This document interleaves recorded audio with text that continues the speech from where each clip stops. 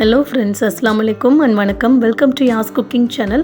இன்றைக்கி என்ன ரெசிபி பார்க்க போகிறோம் அப்படின்னா, காய்கறி இல்லாத நேரங்களில் இந்த மாதிரி குழம்பு செஞ்சு பாருங்கள். இட்லி, தோசை, சாப்பாடு எல்லாத்துக்குமே ரொம்ப ரொம்ப சூப்பராக இருக்கும். வாங்க எப்படி செய்யுதுன்னு சொல்லிட்டு பார்த்துடலாம். நான் இன்றைக்கி தட்டைப்பயிறு எடுத்திருக்கேன். காராமணி வந்து இந்த அளவுக்கு நான் வேக வச்சு எடுத்திருக்கேன். இப்படி கையில் மசிக்கிறப்போ நல்லா மசிஞ்சு வரணும். அந்தளவுக்கு நான் வேக வச்சு எடுத்திருக்கேன். உங்களுக்கு எவ்வளோ தேவையோ அவ்வளோ எடுத்து வேக வச்சுக்கோங்க. அடுத்ததாக இந்த சைஸில் புளி ஊற வச்சுருக்கேன்.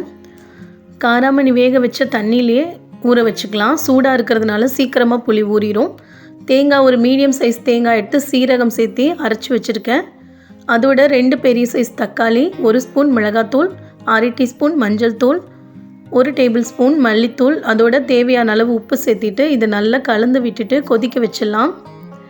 தக்காளியெல்லாம் நல்லா மசிஞ்சு வர அளவுக்கு கொதிக்கட்டும். ஒரு மூடி போட்டுட்டு 5 நிமிஷம் கழிஞ்சு ஓப்பன் பண்ணி பார்க்கும்போது இந்த அளவுக்கு நல்லா கொதிச்சு வந்திருக்கு பாருங்கள். தக்காளி நல்லா மசிஞ்சு வரட்டும். தக்காளி வந்து 3/4 மசிஞ்சிருச்சு. இப்போ புளி கரைசல் சேர்த்திக்கலாம். நம்ம எடுத்து வச்சுருந்த அந்த புளியை அப்படியே கரைச்சி இதில் சேர்த்திக்க வேண்டியதான். அடுத்ததாக மூடி போட்டு ஒரு 10 நிமிஷம் மூடி வச்சிட்டோம் அப்படின்னா நல்ல தக்காளி எல்லாம் வெந்து ரெடியாக இருக்கும். இதுக்கு காய்கறி எதுவுமே சேர்க்க தேவையில்லை.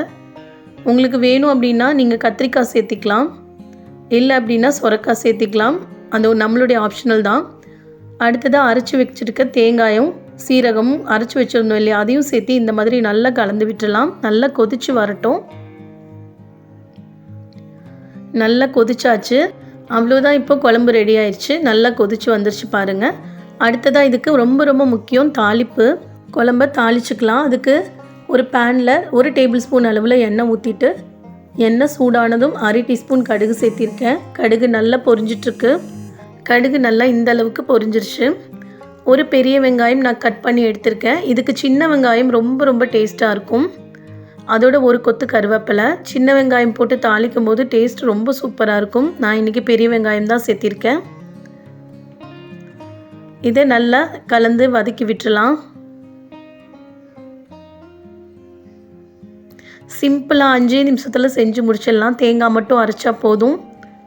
பருப்பு வேக வைக்கிறக்குள்ளேயே தேங்காயும் அரைச்சி வச்சுட்டோம் அப்படின்னா ரொம்ப ரொம்ப சிம்பிளாக இந்த குழம்பு செஞ்சு எடுத்துடலாம். இட்லி, தோசை, சாப்பாடு எல்லாத்துக்குமே அட்டகாசமாக இருக்கும். ட்ரை பண்ணி பாருங்கள்.